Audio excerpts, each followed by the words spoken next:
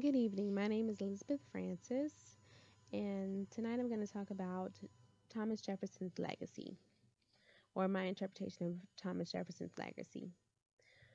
We hold these truths to be self evident that all men are created equal, that they are endowed by their Creator with certain unalienable rights, that among these are life, liberty, and the pursuit of happiness.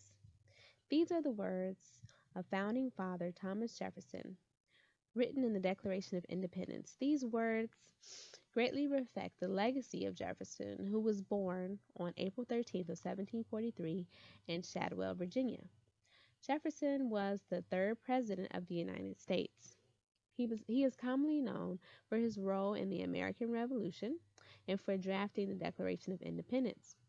Jefferson was a man who advocated for liberty, freedom, and as mentioned, wrote the well known words that all men are created equal, which have been greatly influential throughout society and have been used time and time and again, especially within social movements and in the abolishment of slavery.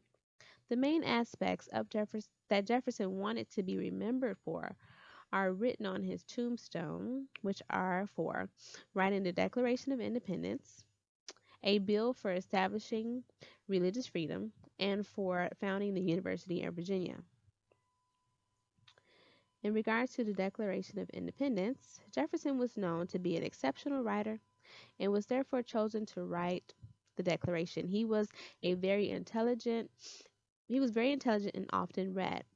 The wording of the Declaration was influenced by works that Jefferson read, such as George Mason's Declaration of Rights and the New Virginia State Constitution. In writing this historical document, Jefferson greatly desired to show the unity among the American people and their desire to be an independent nation. In reference to religious freedom, in 1777, Jefferson wrote a bill for establishing religious freedom, which was not passed until January 16th of 1786. The bill states that no man should be compelled to frequent or support any religious place or ministry whatsoever, nor shall he be enforced, restrained, molested, or burthened in his body or goods, nor shall otherwise suffer on account of his religious opinions or belief, but that all men should be free to profess and by argument to maintain their opinions in matters of religion, and that the same shall in no wise diminish, enlarge, or affect their civil capacities. This bill was a response to the legal requirements, taxes, and persecution that was unjustly enforced by the Church of England prior to the American Revolution. Jefferson's bill helped to inspire the idea that citizens should be able to worship freely and or not worship freely, which enforces the free will which was intended by God himself. The University of Virginia. Jefferson desired to create educational opportunities for the common man, as he felt education was a very important part of freedom.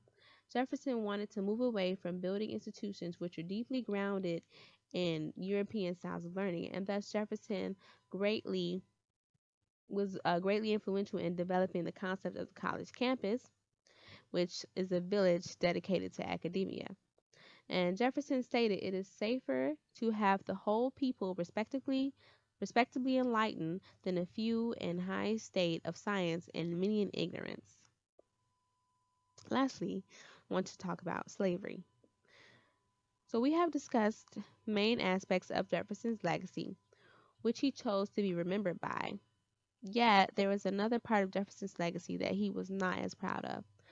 What has somewhat hurt or contradicted Jefferson's legacy is his own enslavement of African Americans and his well known relationship with one of his slaves, Sally Hemings, where he fathered several of her children. There are many which have found this to be hypocrisy, as Jefferson spoke against the evils of slavery. In the first draft of the Declaration of Independence, Jefferson even made a stance against the slave trade and how slavery extinguishes the rights of freedom, liberty, and equality. Yet, it is stated that in a typical year, Jefferson owned at least 200 slaves and only emancipated those who were known to be his children.